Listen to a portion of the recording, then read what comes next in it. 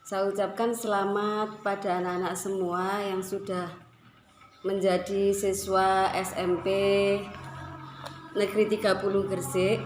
Semoga kalian nanti bisa kerasan, bisa nyaman, enjoy belajar dengan Bapak Ibu guru yang mengajar di sekolah SMP Negeri 30 Gresik. Saya perkenalkan dulu, karena ada pepatah kalau tidak kenal maka tak sayang. Nama saya Ibu Siti Tuatuha, biasa dipanggil Bu Tuha. Saya sebagai pengajar Mapel IPA, tugas utama saya, dan tugas tambahan saya adalah sebagai kepala laboratorium IPA dan koordinator keindahan sekolah. Anak-anak semua, PLS hari ini hari yang kedua, saya mendapat jadwal untuk menyampaikan materi dengan tema pemaparan PHBS dan pencegahan COVID-19. Anak-anak semua, saat ini kita masih pandemi COVID-19, maka belum diperbolehkan kita belajar dengan tatap muka. Sampai saat ini kita masih menggunakan daring atau luring, termasuk pada pelaksanaan PLS. Apa sih PHBS? PHBS adalah pola hidup bersih dan sehat. Dari mana kita mulai pola hidup bersih dan sehat? Tentu saja dimulai dari diri kita sendiri, yaitu dengan membersihkan badan, sikat gigi, membersihkan rumah, membersihkan lingkungan luar rumah.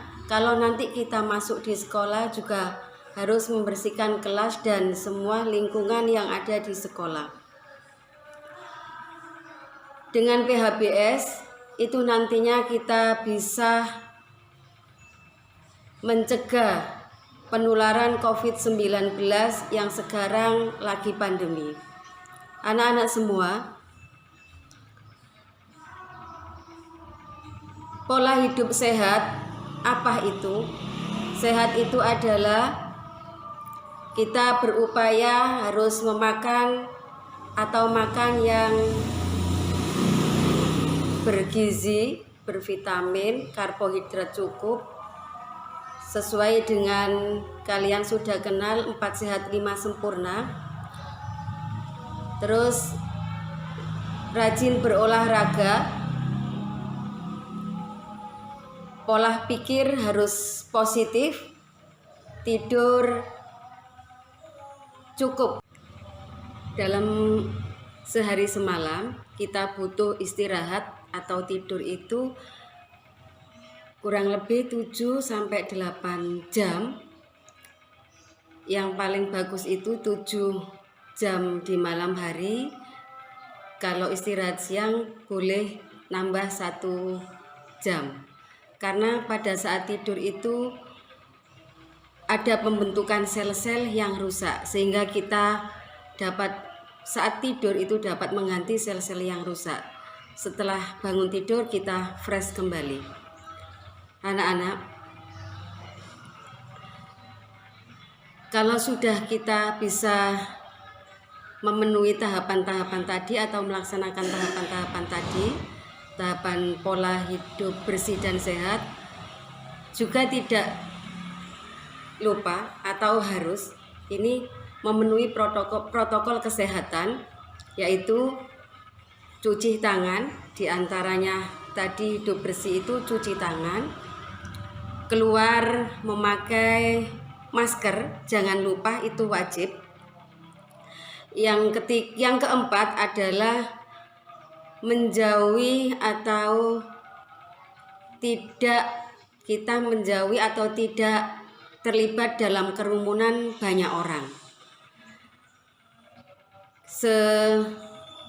Sebisa-bisanya kita menjauhi itu, kecuali kita sangat butuh sekali. Dan ketika kita membutuhkan pada situasi itu, maka kita tidak boleh lupa harus jaga jarak.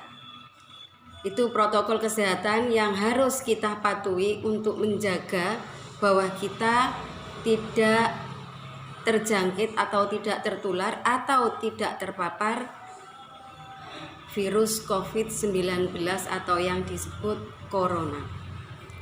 Untuk lebih jelasnya anak-anak, saya punya video, nanti coba dilihat, difahami.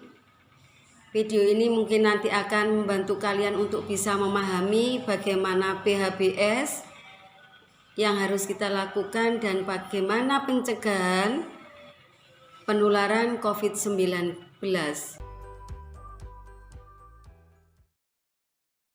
Apa itu PHBS?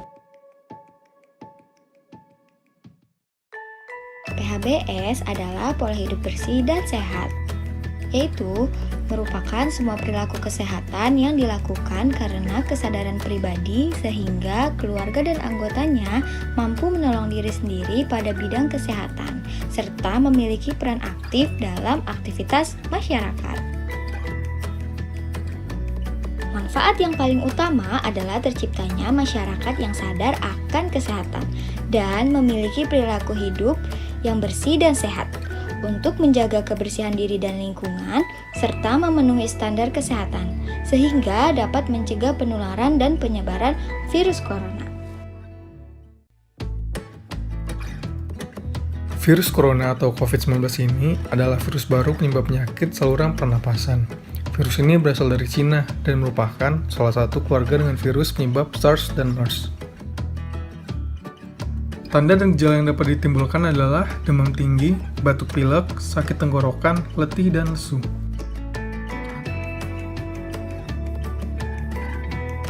Yang pertama, rajin mencuci tangan. Menurut WHO, mencuci tangan agar bersih menghabiskan waktu sekitar 20-30 detik. Lalu, ada 5 waktu penting dalam mencuci tangan. Yang pertama, sebelum menjamah makanan. Yang kedua, setelah makan. Yang ketiga, setelah buang air besar. Yang keempat, sebelum menyusui. Dan yang kelima, setelah beraktivitas. Selanjutnya adalah langkah-langkah dalam mencuci tangan yang baik dan benar.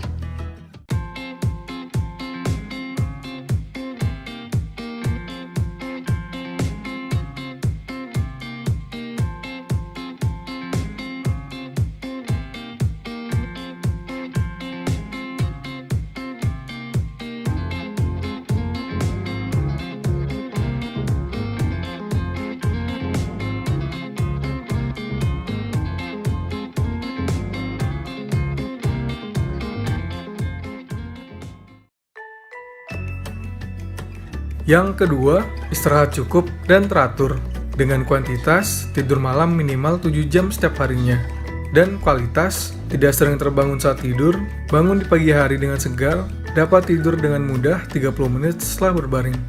Yang ketiga, melakukan aktivitas fisik.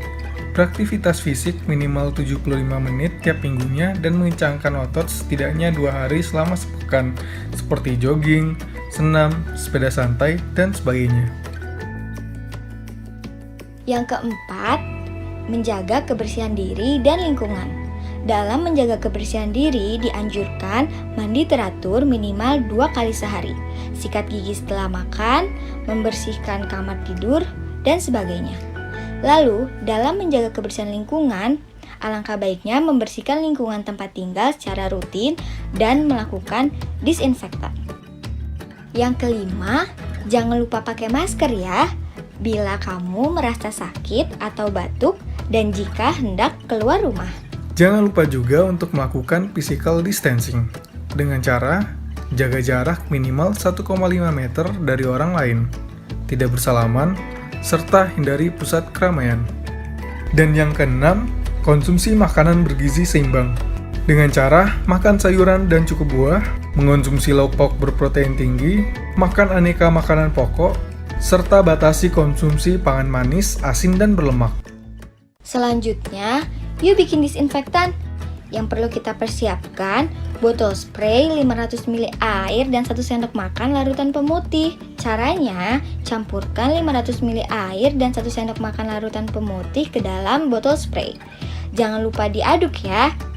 Lalu, kini cairan disinfektan sudah jadi deh. Dan siap disemprotkan ke permukaan benda-benda yang sering disentuh. Selamat mencoba!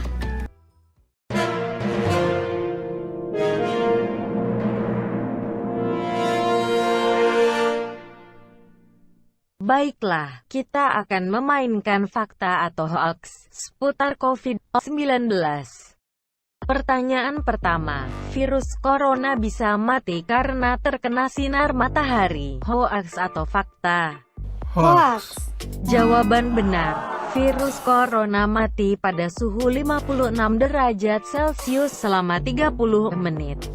Pertanyaan kedua, tisu basah dapat mengganti fungsi masker untuk mencegah virus corona. Hoax atau fakta? Hoax. Jawaban benar. Penggunaan tisu basah dapat mempermudah partikel-partikel di udara menempel pada bagian kulit dan dapat terhirup tanpa sengaja. Pertanyaan terakhir, orang yang bergolongan darah O lebih rentan terinfeksi virus corona. Hoax atau fakta? Hoax. Jawaban benar. Orang bergolongan darah apapun bisa terinfeksi virus corona. Game telah berakhir. Sampai jumpa kembali. Pandemi COVID-19 yang masih terus berlangsung saat ini membuat semua orang harus melakukan adaptasi agar tetap bisa melakukan aktivitas harian, namun tetap aman dan terhindar dari penularan virus. Pemberlakuan PSBB, pembatasan sosial berskala besar, di beberapa kota di Indonesia dianggap sudah bisa dilonggarkan agar masyarakat bisa kembali keluar rumah untuk bekerja, berdagang, menjalankan usaha, dan sebagainya. WHO telah mengeluarkan beberapa poin penting yang harus diperhatikan oleh semua negara sebelum memperlakukan new normal, yaitu 1. Bukti dan data menunjukkan bahwa penularan COVID-19 telah terkendali. 2. Kesehatan masyarakat dan kapasitas sistem kesehatan termasuk rumah sakit mampu untuk mengidentifikasi, mengisolasi, melakukan tes, melakukan kontak trace, dan mengkarantina pasien. 3. Resiko wabah sudah mampu diminimalisasi di lingkungan yang berisiko tinggi, terutama di panti jompo, fasilitas kesehatan jiwa, dan lingkungan padat penduduk. 4. Langkah-langkah pencegahan penularan di tempat kerja telah dilakukan dengan memastikan physical distancing, menyediakan fasilitas cuci tangan, serta memperlakukan etiket pernapasan. 5. Resiko masuknya virus dari luar daerah sudah bisa diatasi. 6. Masyarakat memiliki hak untuk berpendapat dan diikutsertakan dalam proses menuju pemberlakuan new normal. Sementara itu, di Indonesia, memperlakukan tatanan hidup baru ini akan dilakukan secara bertahap sesuai dengan kondisi di masing-masing kota. Berikut beberapa panduan yang telah dirilis secara resmi oleh beberapa Kementerian Republik Indonesia. Panduan untuk masyarakat umum meliputi 1. Wajib menggunakan masker di luar rumah. 2. Membatasi aktivitas keluar rumah hanya untuk kegiatan yang penting dan mendesak. 3. Menjaga kesehatan diri dan tidak beraktivitas di luar rumah ketika merasa tidak sehat. 4. Membatasi aktivitas di luar rumah bagi mereka yang memiliki resiko tinggi bila terpapar COVID-19. 5. Melakukan physical distancing berjarak dalam rentang paling sedikit 1 meter per orang jika berinteraksi dalam kelompok. 6. Membatasi diri untuk tidak berada dalam kerumunan orang. 7. Peralatan makan tidak boleh digunakan bersama-sama. Untuk itu, bila keluar rumah, bawalah botol minuman, sendok, dan tempat makan sendiri. 8. Mencuci tangan dengan air bersih dan sabun sebelum dan sesudah beraktivitas. 9. Membawa hand sanitizer serta tisu antiseptik bila keluar rumah. 10. Melakukan olahraga secara rutin. 11. Mengkonsumsi makanan yang sehat dan bergizi seimbang. Panduan untuk siswa dan tenaga pendidikan. 1. Sekolah dapat menyelenggarakan kegiatan belajar mengajar sesuai dengan tahapan masa transisi dan mengikuti ketentuan dan instansi yang berwenang di bidang pendidikan. 2. Menerapkan protokol kesehatan di area sekolah atau institusi pendidikan lainnya. 3. Menggunakan masker di area sekolah. 4. pihak sekolah melakukan pengukuran suhu tubuh bagi seluruh siswa dan guru sebelum kegiatan belajar mengajar dimulai. 5. Pihak sekolah menyediakan fasilitas cuci tangan yang memadai serta melakukan pembersihan ruang belajar setiap hari dengan menggunakan disinfektan. 6. Mencuci tangan dengan air bersih dan sabun sebelum atau sesudah beraktivitas. 7. Menerapkan jarak aman antar peserta didik paling sedikit 1 meter. 8. Siswa diharuskan membawa bekal, minuman, dan makan dari rumah, serta tidak berbagi dengan temannya atau membeli makanan dari luar sekolah. 9. Siswa dibiasakan membawa hand sanitizer dan tisu antiseptik. Panduan untuk karyawan dan penanggung jawab tempat kerja. 1. Membentuk tim penanganan COVID-19 di tempat kerja. 2. Menerapkan batasan kapasitas jumlah orang paling banyak 50% di tempat kerja dalam waktu yang bersamaan. 3. Melakukan pengaturan hari kerja, jam kerja, shift kerja, dan sistem kerja. 4. Mewajibkan pekerja untuk menggunakan masker. 5. Memastikan seluruh area kerja bersih dan higienis dengan melakukan pembersihan secara berkala menggunakan pembersih dan disinfektan. 6. Menerapkan pemeriksaan suhu tubuh sebelum masuk tempat kerja. 7. Menyediakan hand sanitizer. 8. Menyediakan sarana cuci tangan dengan air mengalir dan sabun. 9. Memastikan pekerja yang masuk kerja dalam kondisi tidak terjangkit COVID-19 atau sakit lainnya. 10. Menjaga jarak dalam semua aktivitas kerja. Pengaturan jarak antar pekerja paling sedikit 1 meter pada setiap aktivitas kerja. 11. Menghindari aktivitas kerja atau kegiatan yang dapat menciptakan kerumunan orang. 12. Melaksanakan protokol pencegahan COVID-19 di tempat kerja. Panduan pengguna modal transportasi. 1. Kapasitas angkut mobil penumpang perseorangan paling banyak untuk 2 orang per baris kursi, kecuali dengan penumpang berdomisili di alamat yang sama. 2. Kapasitas angkut mobil penumpang atau bus umum, angkutan perairan, angkutan perkereta apian paling banyak 50% dari kapasitas angkut. 3. Kapasitas angkut penumpang pada mobil barang paling banyak untuk 2 orang per baris kursi. Panduan di tempat umum, pasar, mal, restoran, dan toko swalayan. 1. Semua petugas, pedagang, pengelola, dan pengunjung harus menggunakan masker dan menjaga jarak. Semua petugas, pengelola, dan pramusaji restoran atau rumah makan atau warung makan harus negatif COVID-19. 3. Semua petugas, pengelola, dan pramusaji restoran atau rumah makan atau warung makan harus negatif COVID-19 berdasarkan hasil tes PCR atau rapid test. 4. Orang yang sakit dan menunjukkan gejala seperti batuk, flu, sesak napas tidak boleh masuk ke tempat umum. 5. Menjaga jarak saat melakukan antrian di kasir, tidak berkerumun, dan mengutamakan sistem pembayaran elektronik jika memungkinkan. 6. Mencuci tangan atau menggunakan hand sanitizer setiap selesai bertransaksi atau memegang barang yang ada di tempat umum. 7. Tidak berlama-lama di tempat umum dan hanya melakukan kegiatan sebatas yang dibutuhkan saja, terutama di ruangan tertutup yang menggunakan AC. 8. Pengunjung harus masuk dan keluar dari pintu yang berbeda. 9. Menerapkan protokol pencegahan penularan COVID-19 setiap saat. Keberhasilan pelaksanaan new normal sangat tergantung pada kedisiplinan masyarakat dan kesadaran bersama untuk menjalankan protokol kesehatan. Jika Anda menerapkan panduan yang sudah disebutkan tadi, kemungkinan penyebaran virus akan semakin berkurang.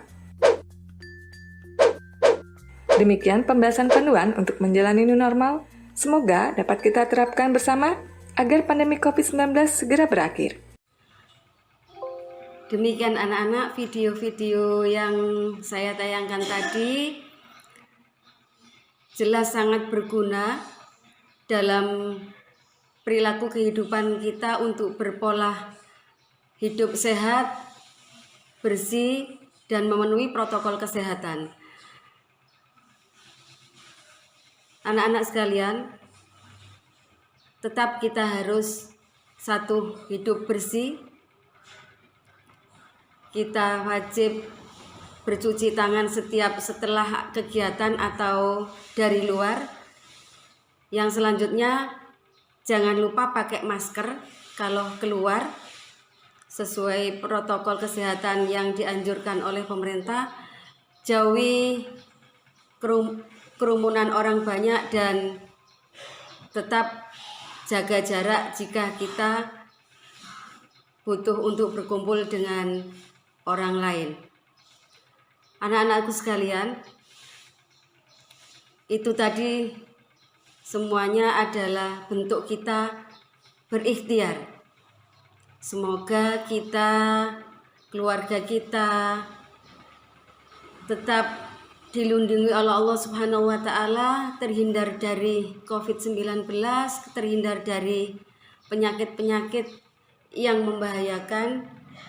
Pada akhirnya kita bertawakal kepada Allah dan dengan niatan kita bismillah mematuhi aturan-aturan yang ada, sehingga kita sampai besok tetap terhindar dari COVID-19 yang memang menakutkan. Anak-anak semuanya, itu tadi yang bisa saya sampaikan. Selamat berjumpa lagi besok pada KBM, kegiatan belajar mengajar, tapi masih tetap menggunakan daring atau luring. Kita belum bisa bertatap muka karena masih pada saat pandemi. Mudah-mudahan pandemi cepat selesai sehingga kita bisa berjumpa, bertatap muka, saling kenal, saling belajar bersama di sekolah. Nanti sekolah kita itu bagus, nanti anak-anak pasti kerasan, pasti nyaman. Insya Allah. Saya akhiri. Wassalamualaikum warahmatullahi wabarakatuh.